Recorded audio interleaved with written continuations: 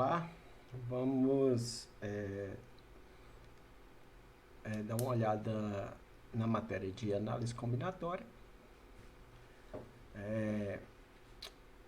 São várias aulas, tá? Essa seria a nossa primeira aula, só uma ideia inicial. E vamos começar com o princípio fundamental da contagem. Então, olha só.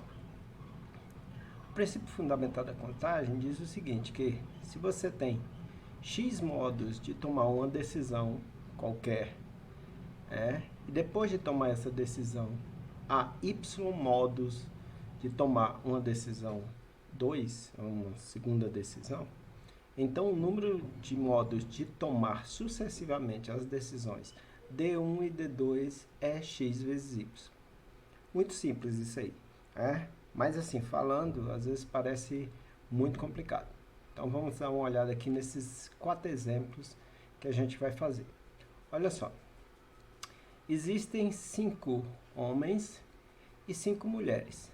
De quantos modos se pode formar um casal? Então nós temos duas decisões, Nós temos a primeira decisão, D1, que é escolher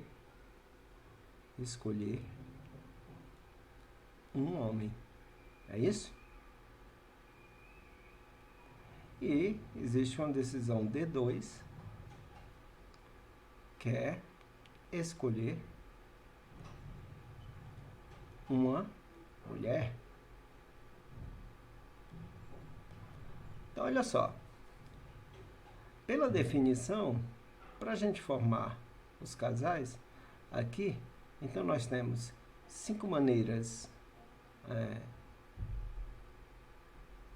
de escolher os homens, e também 5 maneiras de escolher as mulheres. Então, essa quantidade 5 aqui é a quantidade que eu tenho de homens. E esses 5 aqui é a quantidade que eu tenho de mulheres. Então, para formar casais, eu tenho que fazer essas duas tomadas de decisão. Então, 5 vezes 5 dá 25. Então, tem 25 modos diferentes de formar, para a gente formar casais. Tá certo? Muito simples essa questão do princípio fundamental da contagem. Tem que ter cuidado com algumas coisas, com algumas informações. Olha esse segundo exemplo aí. Uma bandeira é formada por 7 listras. Eu coloquei aqui só para você ter uma ideia, tá? Então, a nossa bandeira aqui, ela tem a quantidade de listras, são 7. Tá certo? Ok. O que eu tenho que fazer agora? Eu preciso pintar essas bandeiras. Vamos ler aí o que diz o nosso exemplo. Uma bandeira é formada por 7 listras, que devem ser coloridas usando apenas as cores verde, azul e cinza. Tá?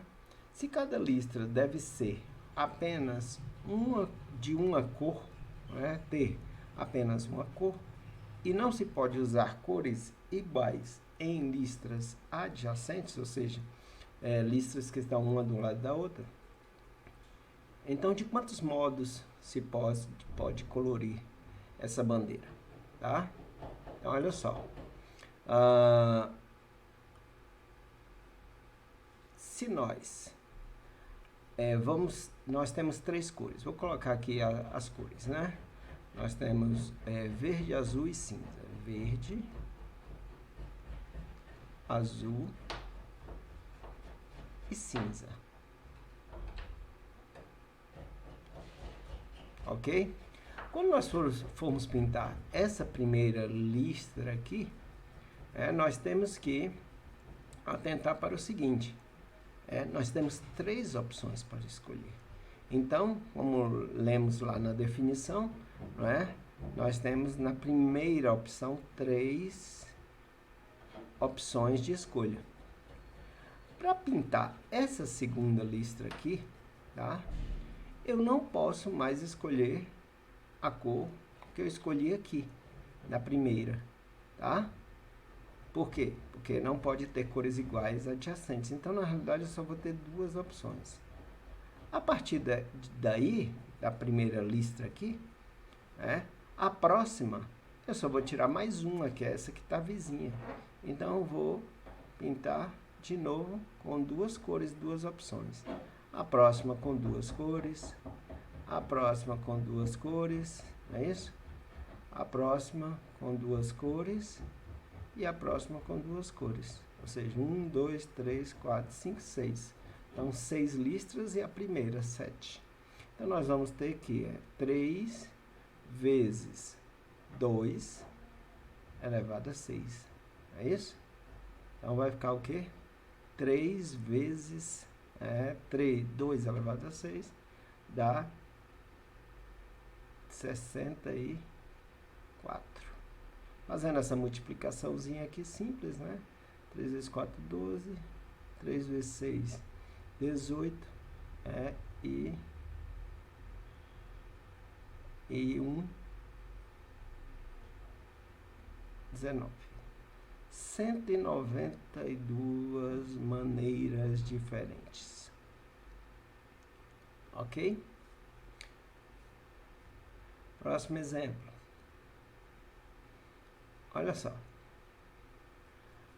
O próximo exemplo, nós temos a seguinte pergunta. Quantos são os números de 3 dígitos distintos? Então, olha só. Se nós temos que formar números aqui, então cada quadrado desse representa uma posição. Então, nós temos que escolher um número para colocar aqui, um número para colocar aqui e um número para colocar aqui. Tá? Os números que nós temos, começa do 0 e vai até o 9. É isso? Ok? Então, nós temos 10 números. 0, 1, 2, 3, 4, 5, 6, 7, 8, 9. Então, nós temos 10 números. Bem, essa primeira casa aqui eu não posso colocar 0, né? Porque o número 0, 1 é a mesma coisa do número 1. Né? Então, essa primeira casa aqui, eu só tenho 9 opções de colocar, de preencher essa casa aqui. 9 posições. A segunda, eu já posso usar o meu 0 aqui, tá? E eu também posso usar o mesmo número que eu usei aqui. Não existe uma restrição como nas bandeiras, né? Então, eu vou ter 10 números para escolher, inclusive o 0. E a última casa também eu vou ter 10 opções para escolher. Ou seja, essa multiplicação fica simples, né? Vai ficar 9 vezes 100, que é 900 números. Números de 3 algarismos. Só que tem um detalhe aqui que ele fala no final, ó.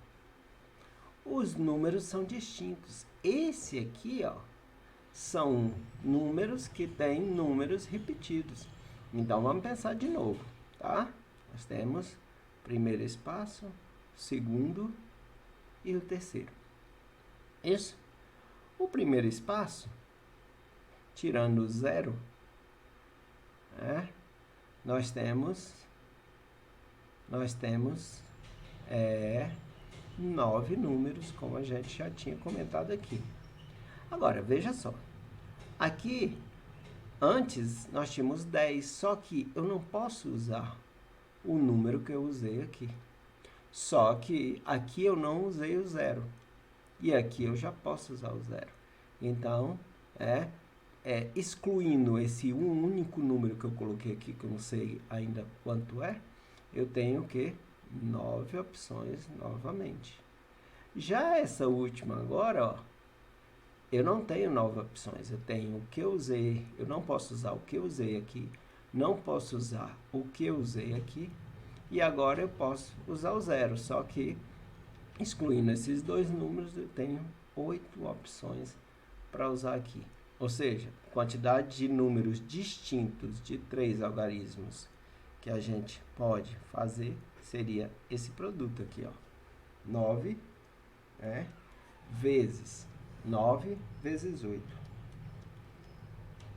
que seria 648, perdão, números diferentes. Olha a diferença, né? Nós tínhamos 9 que eu posso repetir.